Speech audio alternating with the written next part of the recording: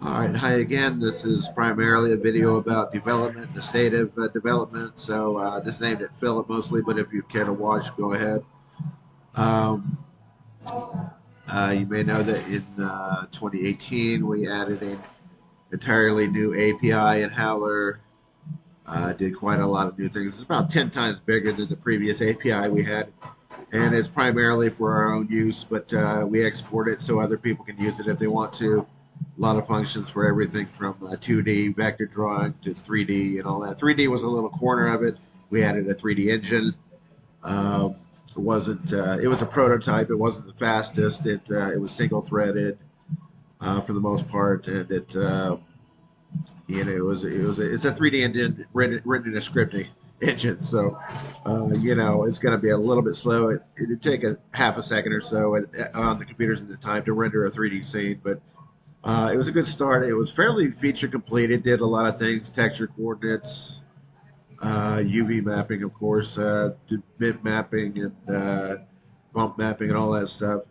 Clip mapping supported OBJs. It parsed OBJ files and material files and all that stuff. But it wasn't really fast enough for what we needed, so we didn't design it on it. Also, users at the time were split on if they wanted 3D features in Hell or if they wanted to spend more time on developing painting features. So we put it on the back burner to rethink it, work on it in the background while we developed painting features. We did that. 28. Real happy with where 2023 is right now. By the way, of painting features.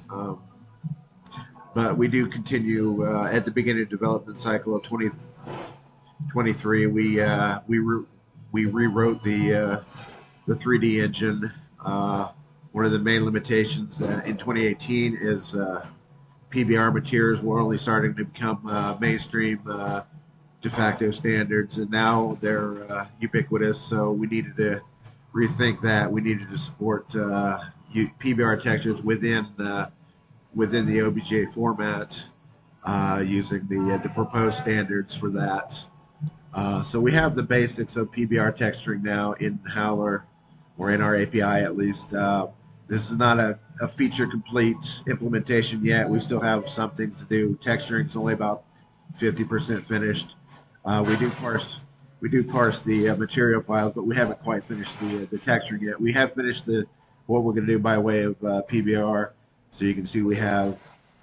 Um, let's see. Well, let me shut this one down. I'll go down to a different one here. Let's see. I'll use this one, and this will be a little easier to use. These are some prototype executables we made using our implementation of our API.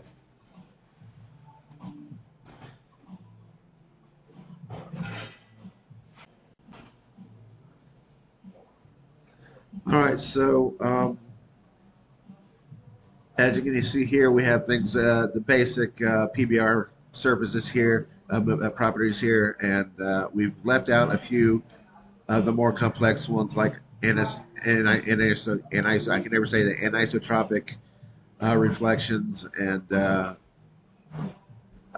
subsurface scattering are left out for the time being until we need them. But you can see that we have a metalness factor.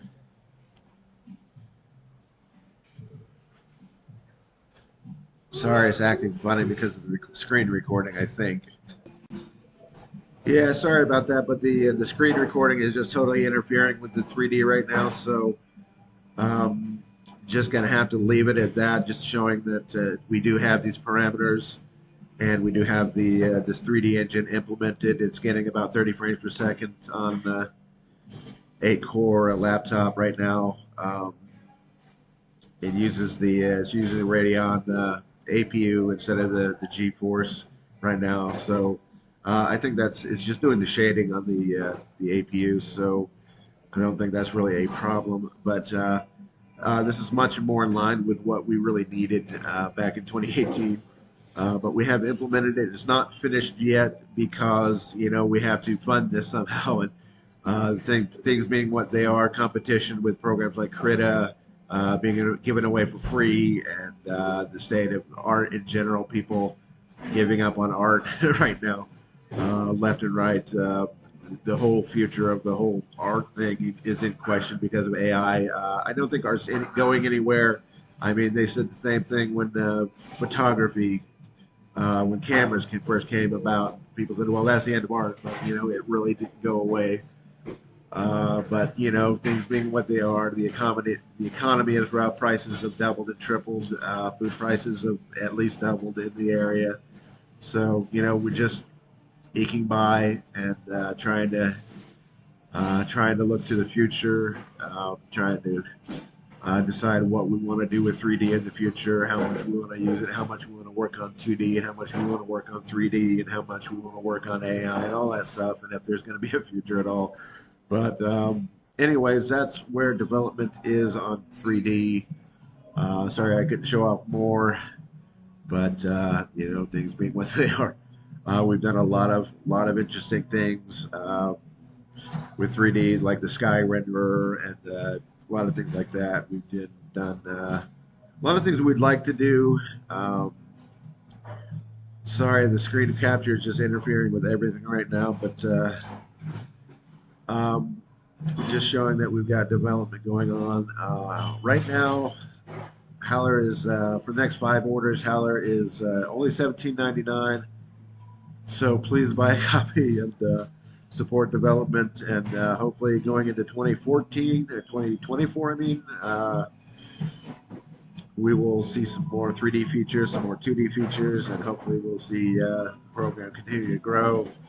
We're real happy with the state of things right now in 2023. Loving the new brush features, loving the new custom brush features of being able to paint with impasto brushes and that sort of thing. Really loving the new warp mesh and all that stuff that's coming along recently, the new sky filter and the new noise tools and everything. So don't think that 2023 was a small update. We did a lot of work. We added dark mode, a lot more dark mode support, and all kinds of things that we're real happy about. So it's been a big update. It took a while to get there, but by this point it now is actually 2023. I've been living in 2023 for about 9 months now, so it's actually happened. It's actually here now, and we're looking to the future where development was going. Your sales will definitely help development keep us going. So thanks for watching, and talk to you later.